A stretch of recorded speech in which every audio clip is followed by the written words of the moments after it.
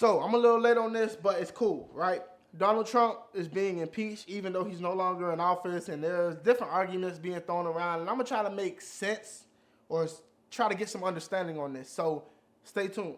1 in a million to 1 villain. Too hot to be in the kitchen, I'll end up melting the ceiling. What's up, Hobby Lobby? It's your boy Javier Javier with the Javier Javier Show. Make sure you say it twice.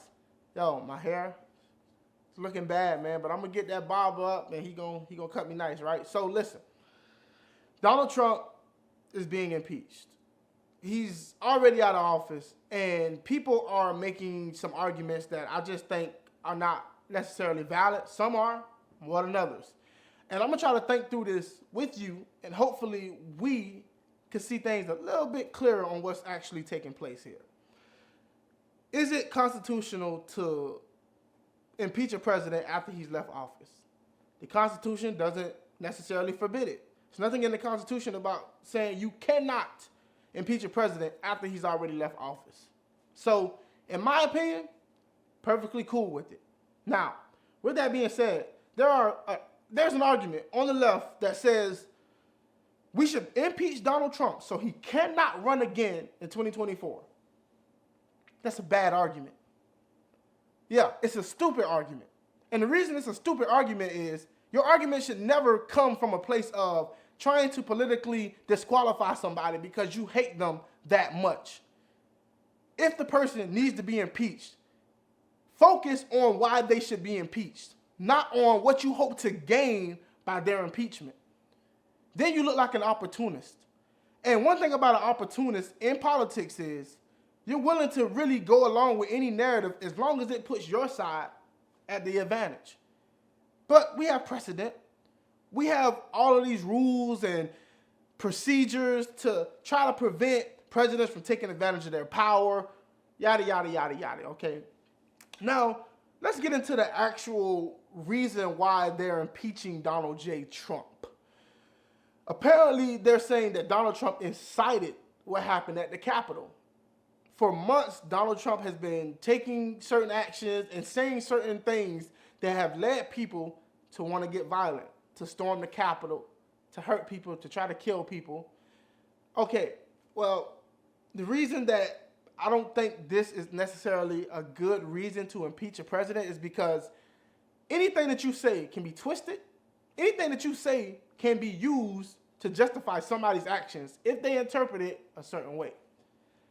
Now, you might say that Donald Trump said things that was explicitly calling for violence, even though he said that I want you to peacefully go down to the Capitol and protest, get your voices heard. Some people point to the fact that he said, I want you to fight. There were other people getting up there on the same day that you saying you got to fight like hell, okay? Perfectly reasonable.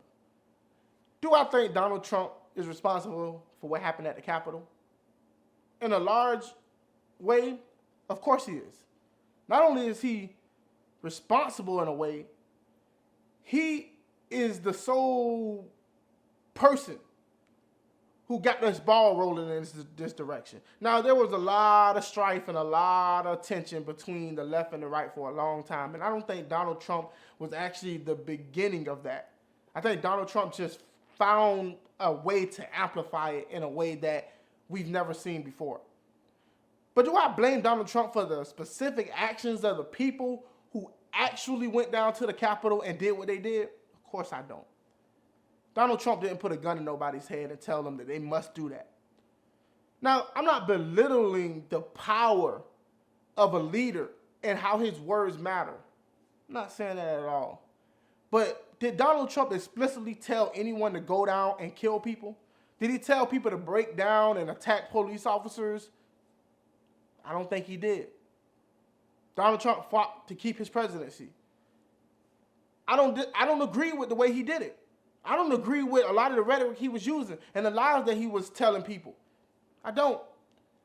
But at the end of the day, people have to be held responsible for their personal actions. Because you know what? There are Trump supporters who did not storm the Capitol.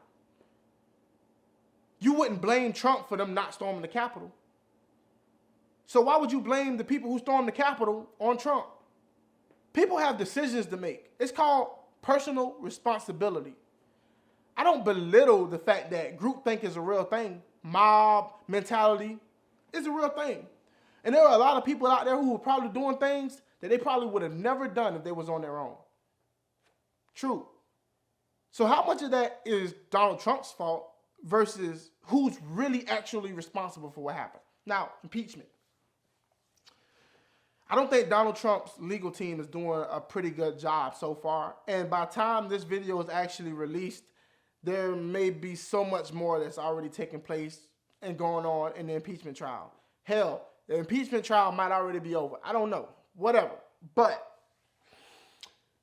I want to be very specific about why we should be careful on the precedents that we set and the reasons why we do what we do.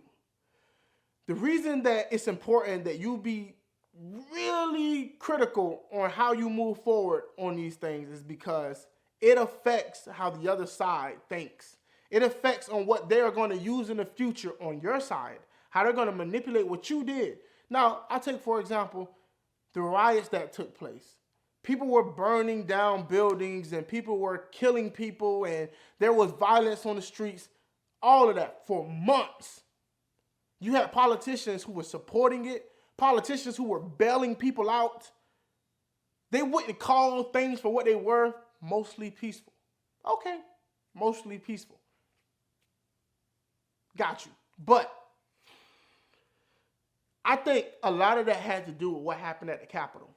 I think a lot of people were getting this sense that if we do things in such a large crowd, maybe there won't be any consequences. Now, I'm not saying that storming the Capitol was as equal as rioting and looting and burning down buildings or whatever.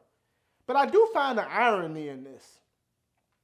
For example, the same people who say that you can't fight the government are the same people upset that these people somehow found a way to get in the Capitol with the politicians, with the Congress people, with the senators.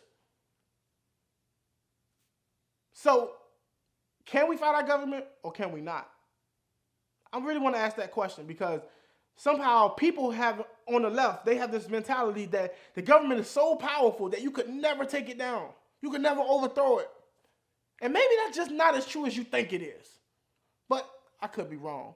And some of y'all are going to make the argument that, well, they didn't have the amount of police that they should have and the security, and they got lucky and things just went away that it wouldn't normally have. People would have got killed and shot. Okay, that's fine. But it just shows you people can be careless and things can happen.